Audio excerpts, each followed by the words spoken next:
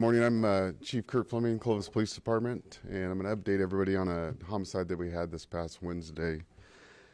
Before I get started, though, I just wanted to express my deepest condolences to the Caleb Quick family and friends. This is a tragic and senseless act of violence that happened this past Wednesday, and it's truly shaken our community, and I think that's why we have a lot of interest in this case.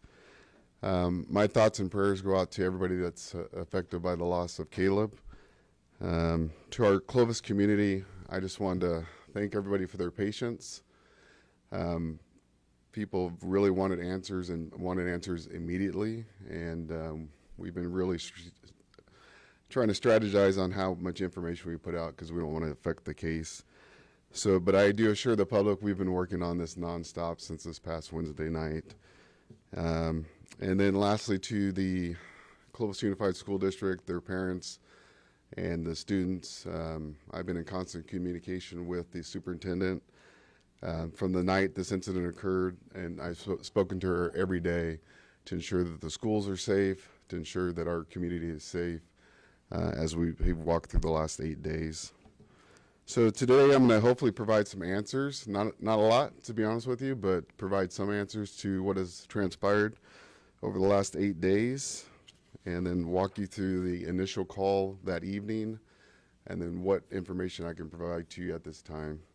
So the initial details of the call last Wednesday evening, April 23rd at 8:57 p.m., our communications center received a 911 call regarding a male that had been shot in the head at the McDonald's parking lot at 1197 North Willow.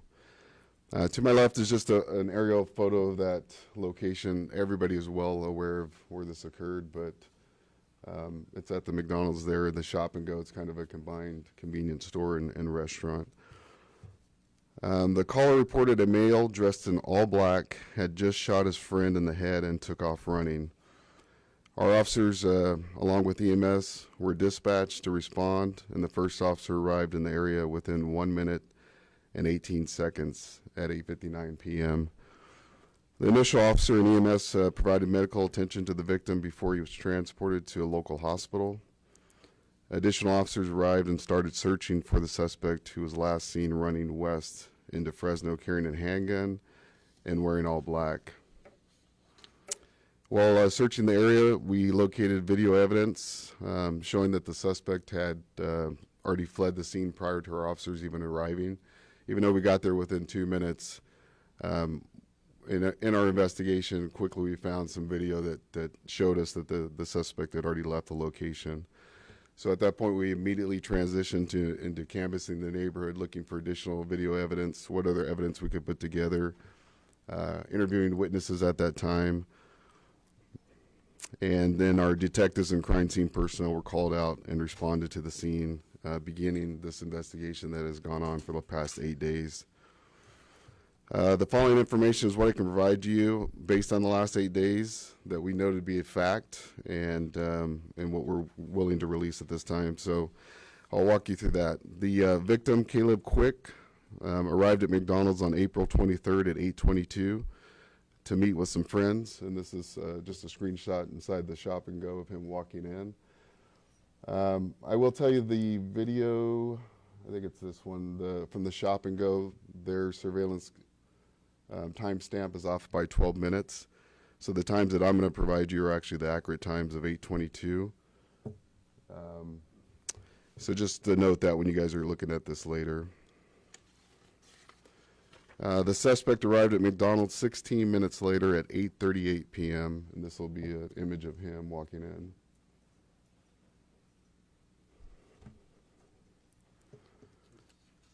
So 1 minute later, after he entered the location at 8:39, the suspect exits back outside the restaurant. And we believe, based on our investigation, the suspect went out into the parking lot, was looking outside and potentially for the car that was going to help him escape after he committed this crime. He stood out there for about 2 minutes and then re-entered the restaurant at 8:41 p.m. He walks back into the restaurant directly past the victim and sits down inside the restaurant at a table. For the next 13 minutes, the suspect sits at the same table, intently watching the victim across the restaurant.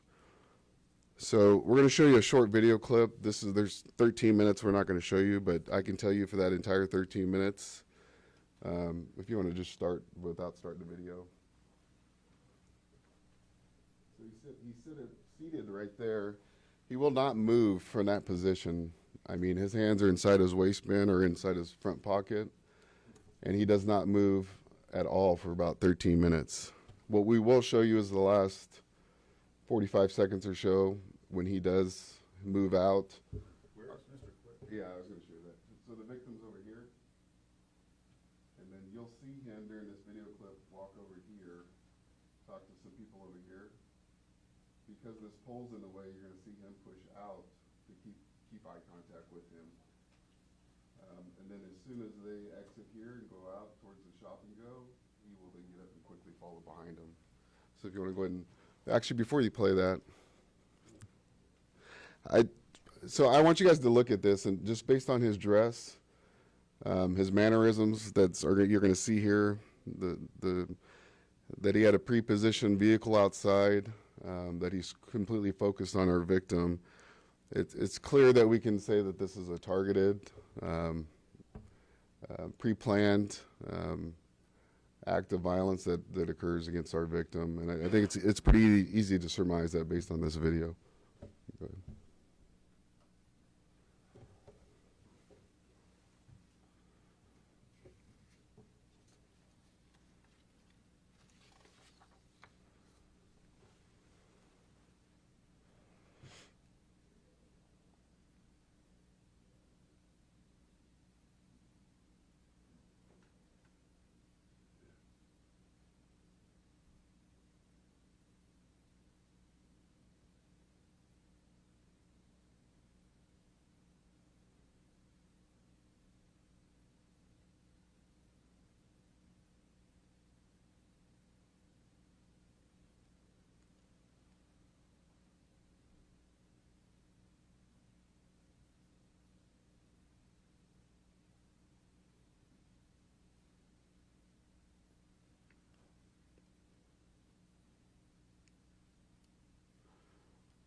So if you're familiar with this restaurant, at that point when they pass through that hallway, it then turns into the shop and go.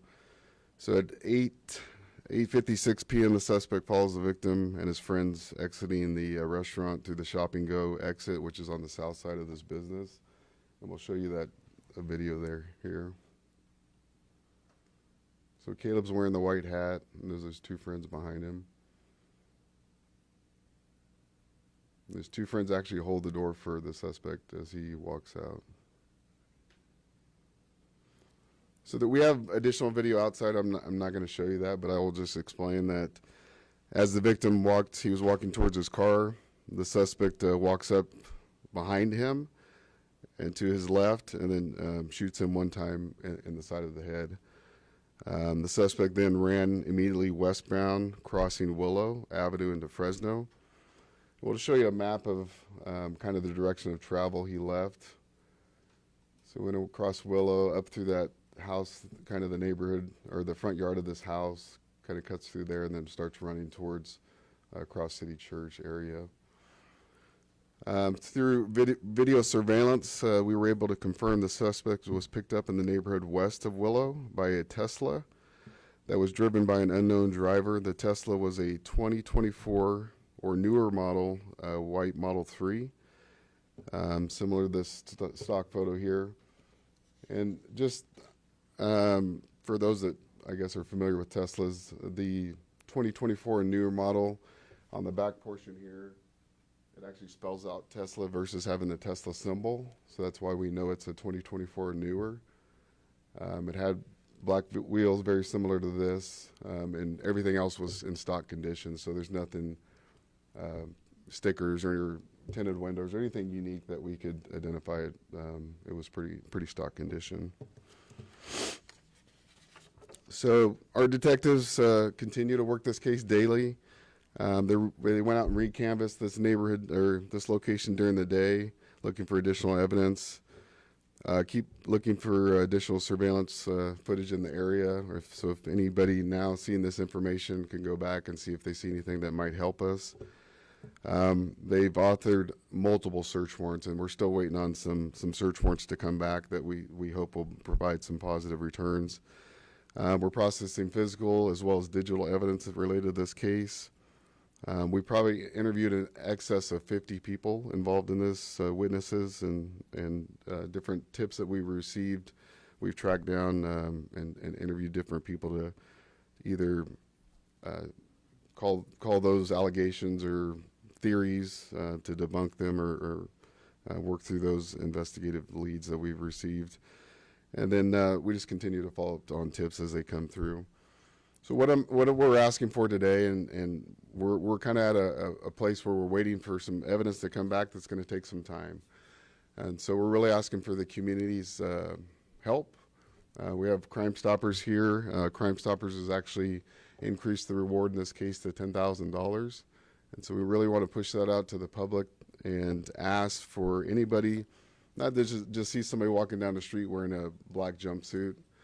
We've had calls like that 3 or 4 days later.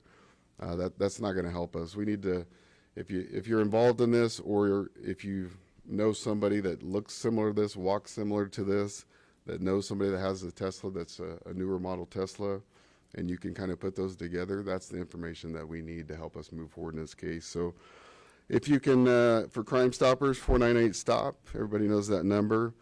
We have a lot of young kids that are associated or around this case that happened, a lot of young people that were there.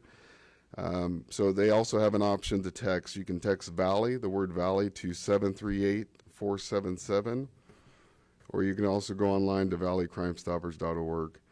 And if you don't want to go through Crime Stoppers, but I mean, it's a $10,000 reward, you're anonymous, as long as that information leads to an arrest. If you'd rather call us, you can call our tip line at 324-2459, or you can just call our non-emergency dispatch line as well at 324-2800. That's all I have to provide right now, but I will open it up for questions.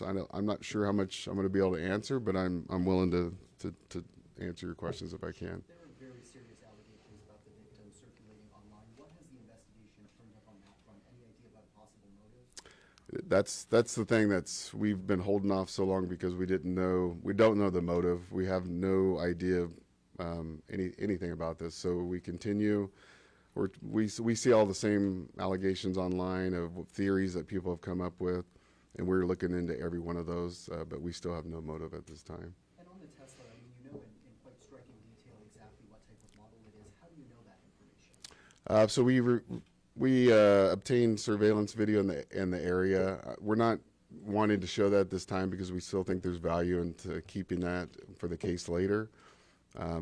Later on, if that becomes where we need to push that out, we will. But based on that surveillance video that we recovered of the vehicle, we can tell clearly that it is a 2024 or newer Model 3 Tesla. And you say that there was obviously a getaway driver. Do you have any idea how this suspect arrived at the McDonald's?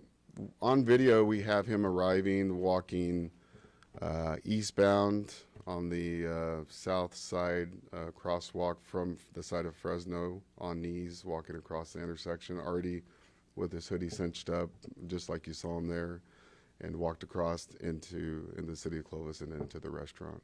So he came on foot. Were you able to see a license plate on the Tesla? No, yeah. Was his face covered, or was his hoodie just cinched up where he could? So he had a mask with the hoodie over it cinched up, so you can really barely see his eyes. And so, to that point, for somebody to be in a restaurant for 13 minutes, when we watch the video, there's many people obviously looking at him as they walk by. A lot of people that we understand during our investigation were actually trying to get photos of him because they were concerned. So I would just tell the public, if you see something that's suspicious or out of place, to call us. This could have changed the whole case. We had an officer at Target literally 2 minutes away that could have pulled into the parking lot. If somebody was there in a car waiting for him, could have communicated to him that, hey, the cops are here, and left, and maybe avoided this whole thing from transpiring. Or we could have showed up and tried to deal with it in a different manner. But Or if you see that and you don't feel comfortable, then leave. But that is a very strange actions to go on for 13 minutes for somebody to be dressed in that fashion, to concern that many people and nobody call or nobody leave the location. So You called it targeted, Chief. Is there any threat to the community with this suspect still on the loose? I can't confidently answer that. I mean, I don't know his motive. I don't know. I don't know much about it. I just know that it was planned. It was obviously targeted towards Caleb, but I don't know what else is there. I don't know the suspect at this point. I don't know any other motives or why this happened. So I can't confidently say yes or no to that question. And Chief, your department has received its own fair share of criticism. You know, there was obviously great concern in the community, especially from parents at Clovis Unified School District last week. Why hold this press conference now? Well, we weren't prepared to put the information out. We had many leads that were very promising that we thought we were going to potentially make some arrests. The most important thing this entire investigation is to arrest the person that killed Caleb Quick, and that is our number one goal. The pressure from the community, social media is not going to influence how we handle this investigation. Believe me, I've received a number of phone calls myself wanting us to do different things, but we are not going to change what we're going to do. Our number one goal is to capture a killer, and that's what we're going to do. And so to your question you just asked me is, can I convey to the public that we know that everybody else is safe? I couldn't have come out in day one and said that, and I still today cannot confidently say that. I can't say that anybody else is a potential target. So it makes it very difficult for me to come out day one and start answering questions. And I couldn't even have provided you this or been willing to provide you this on day one. But would have being transparent like that with the community, would that have maybe assured them or maybe helped your investigation? I can't go back and surmise what would have happened, but this is how we're handling it now. This is the third time we communicate with the public. We've already put out 2 press releases. This is our third release now that we're putting out to the public. And as more information becomes available that we feel confident that we're able to release without jeopardizing the investigation, we'll do it at that time. Could you kind of estimate his height from that video? Yeah, so I did miss that last part. I apologize. So the things that we for the tip part, the suspect, what we can put out is it's a light-skinned Hispanic or white male, 5'10" to 6 foot. And the vehicle obviously is a 2024 or newer Tesla Model 3 white with black rims is the information that we have right now. Do you believe that the suspect or the Tesla is still in the area? I have no idea. We do have some search warrants out that we're waiting on returns on that might answer some of those questions, but as of right now, we don't have any information that we could say positively yes or no. You mentioned that there was a getaway car pre-positioned in the parking lot. Do you have an idea of when that car drove away? Because you said he didn't get into the car until, after running several blocks. Mm-hmm. Yeah, I think in the heat of what happened, I think he might have got confused, and instead of running to the vehicle, maybe got confused with, there's a lot of people there, a lot of vehicles there, maybe lost where his car was that he was looking for, and then just took off running. So through surveillance video, we can see that that vehicle then is searching for him and then ultimately finds him in a neighborhood and picks him up. And we're certain that the suspect is male. We're pretty positive. I mean, I'm 95% sure that he's a male. And Chief, based on that map, I mean, it seems clear he runs through that intersection, Willow and East, I believe. Any cameras there, traffic light cameras that might have provided more surveillance video? At that intersection, we do not have city surveillance cameras, but we have been, for the last 8 days, canvassing all the businesses, hitting up, canvassing every neighborhood, looking for Ring or whatever other type of version cameras people have on their houses to try to locate additional surveillance video. So now that we're putting out this vehicle information, the timeline, we're hoping that if there's other people that we may have missed in that they could go back and review their cameras and see if they have any motion detections during this time frame to see if they might have some valuable information to provide to us. Were witnesses able to provide any useful information and maybe who they thought the suspect might have been? Oh, we've had a lot of useful information that honestly has panned out not to be successful that we thought was going to lead to an arrest, and so that's we would think we were going to come out and put something out to the media, then we would pause because we thought we really were on the right track, and then then it didn't work out. So, and that continued for the last 8 days until yesterday. We felt like, hey, we're at a standstill here, waiting on a lot of our physical evidence that's being processed at the lab related to DNA, digital evidence, and those things that are going to take some time. And we're at a point where we really need to ask the community for help. So that's how you're characterizing it, a standstill.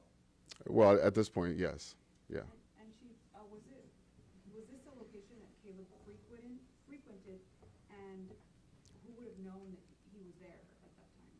Well, he was going to meet some friends. My understanding is that he did go to this location, meet up with friends on prior occasions. And the reason he was going there that evening was to meet with those two friends that you saw him walking out with. Do you know if he followed Caleb to this location at all? The suspect? Yes. Not that we have found any video or anything to corroborate that. And into that question, I believe the victim's family and pastor had said that he was at the Willie-O earlier that evening before going to the McDonald's.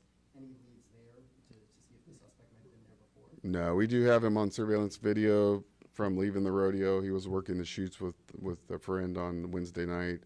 We have him on video leaving the rodeo grounds and then going home. And then the timing is so short that he wouldn't have gone anywhere else. Goes home, showers quickly, and then goes to McDonald's to meet up with his friends. Any reason to believe that this could have been accomplished with the inside help, somebody at the restaurant, somebody like that? I mean, it's quite striking that somebody is able to commit allegedly a crime of that nature and then be on the loose for 8-9 days now. I'm not sure I'm not sure on that question. You're asking if somebody from the restaurant may be involved in this? Help from anybody else. I mean, aside from this getaway driver, any reason to believe he acted alone or with the help of somebody else aside from the getaway driver? Yeah, we don't have any information that would point us in that direction, or even any allegations that I've seen. Hi, yes, Stephen Sanchez of the Clovis Roundup. Just to remember the number, how many people have you questioned so far? In excess of 50. I don't have the exact number, but we've been interviewed and re-interviewed multiple people. Oh, for sure. And for those people that you've interviewed, do the stories line up to the way how the media first reported the story? Have there been any differences or any type of turns from the stories that you've been given, or have they all been pretty accurate? No, I mean, if you guys are watching social media, everybody has a theory. There's a number of them. I'm not going to get into.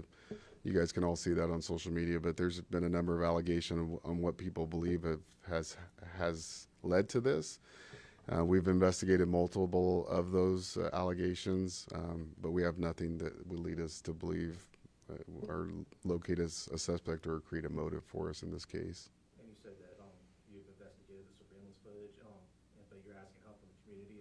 Will you release that footage, or has the footage been released so you can get that help from the community that you're looking for? The only video I'm referring to is the video of the vehicle he was picked up in a neighborhood.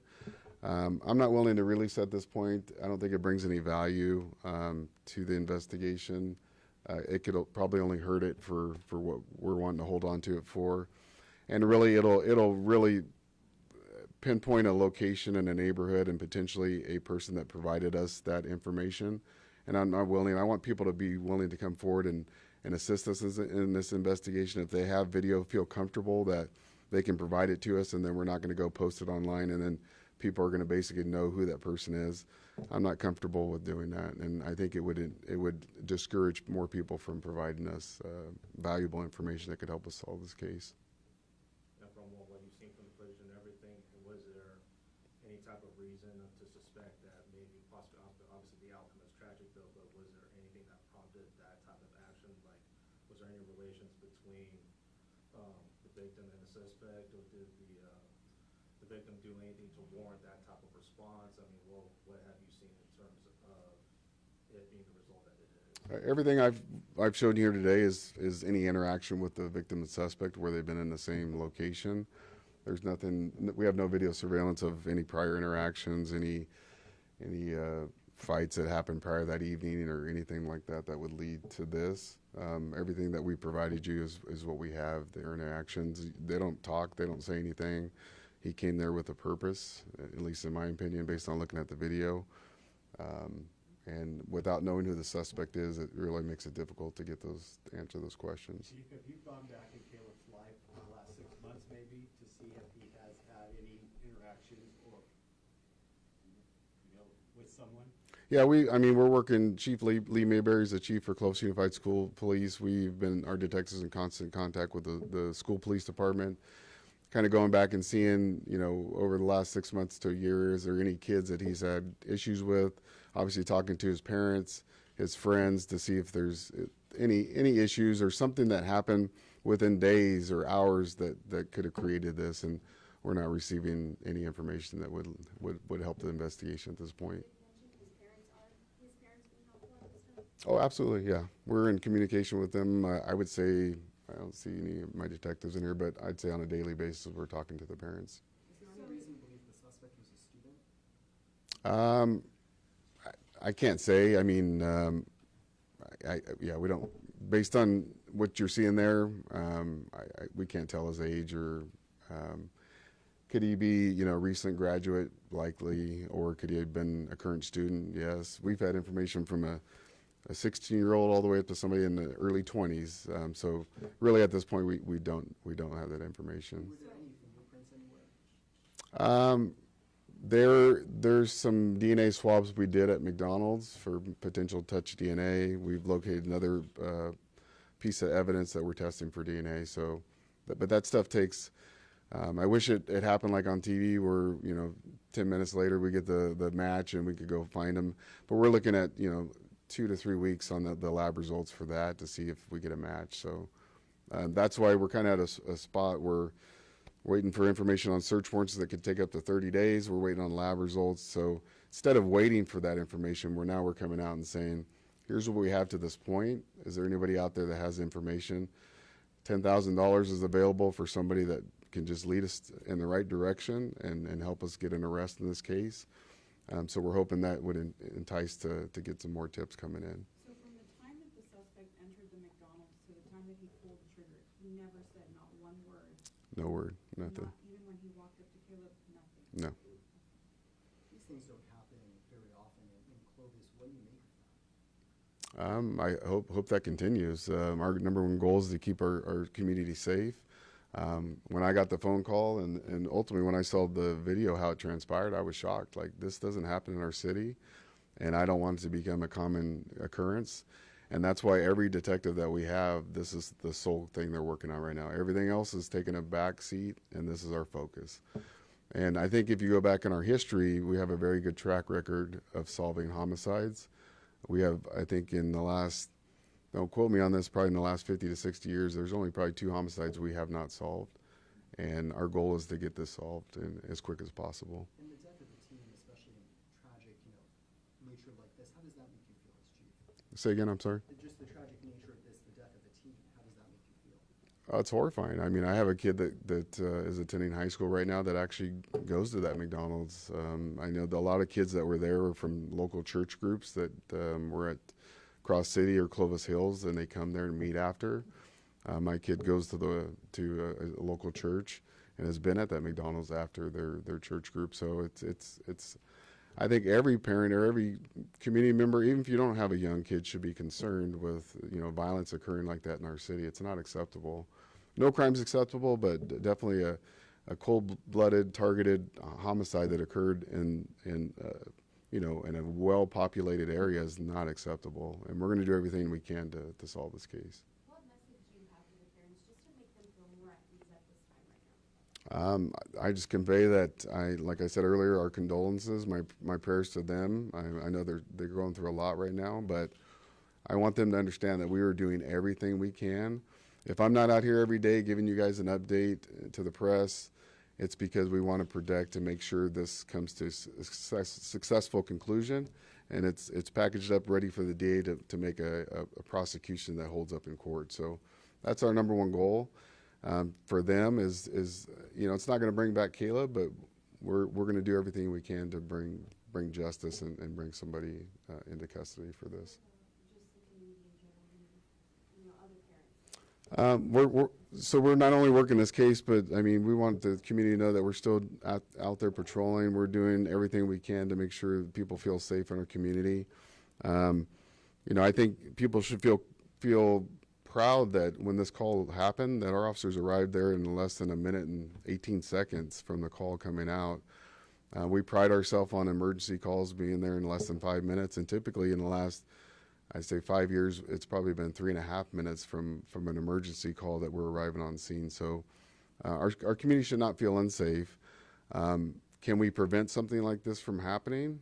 It's pretty tough when somebody pre-plans and targets and goes in, and that's why I would ask from our community. We have great community support. Is if you see something that's odd and concerning to you, please call us. Let us go in and try to deal with that situation. If it turns out to be nothing, it's nothing. But to allow that to occur when everybody in that restaurant was probably concerned about that person, and without calling us or even exiting the restaurant is concerning. Do you have a caliber of gun that was used at it? We do not at this time. Any shell casings or? We're not going to release that at this time. Right now, during this investigation, is the police department categorizing this as a random act of violence at the moment? Say again? Is the Clovis Police Department categorizing this crime as a random act of violence? No, the quite opposite. Is a pre-planned, targeted murder is the way we're categorizing this. Sure. And is the police department and the Clovis Unified School District doing anything, any extra protocols to keep kids safe, off campus, and any additional training, any type of extra protocol to make sure that something like this can be prevented? I know the superintendent's been, they've communicated, they have a lot of resources there for the kids on the wellness side of it. They have a number of officers, additional officers at the school site of Buchanan. We've been doing extra patrols, obviously, at the shopping center is referred to as Willow Station, so we've been making sure we're not parking somebody there because we don't want to send the opposite message of that this is unsafe. But we're making sure that we routinely patrol that area just to try to bring some calm to the community. But I think we, on a day-to-day basis, do an excellent job in policing our city, and we're going to continue to do it the way that we currently do it. And is the Clovis PD collaborating with other extra law enforcement for the case that the suspect could be elsewhere? The thing is, that's what's great about our Fresno County, honestly, Madera County. The day of, we had resources from Fresno PD, the Sheriff's Department, Magic, and somebody said, "Hey, is this game related?" Because Magic was out there. Magic, they just knew that we had the rodeo going on at the same time. That takes a big strain on our resources. They had a Magic team available, so they sent them down here to help us, do yard-to-yard search. Fresno PD provided their helicopter. I've spoken to both Chief Casa and the sheriff, and any resource that we need, it's available to us. I've spoken to people from the state. If there's something that we need as a state resource, everybody's been willing and more than happy to help on this investigation. I think because everybody's really shocked by what transpired. So as a law enforcement, even Madera County, I had a chief reach out to me and said, "I know we're just Madera, but if there's something that ties it to our city or if there's some resources we have that we can provide, we're more than willing to help you out." So it's just a great partnership that we have locally. I think it's unique to the Valley compared to some other areas in the state or nation as far as the partnerships go. Chief, I'll ask your last question. We're Sure. here to hopefully identify and locate the suspect. Can you recap that description, please? Yep. Crime Stoppers information. Yeah, so what we're looking for on our suspect right now that we can put out is a light-skinned Hispanic or white male, 5'10" to 6 foot. And he was left the location in a 2024 newer Tesla Model 3, white with black rims. And we're encouraging people to either call us or call Crime Stoppers. And I did mention, I don't know if John Hustedi from Fresno PD, who's the liaison or coordinator with Crime Stoppers. Dale Mendoza's here, who's the president and founder of Crime Stoppers, and then Erica McGarrian is also here. She's a program coordinator. So I appreciate them being here and supporting us. We asked yesterday, "Hey, could you guys increase the reward on this?" And they made it happen right away. So we really appreciate the support. All right.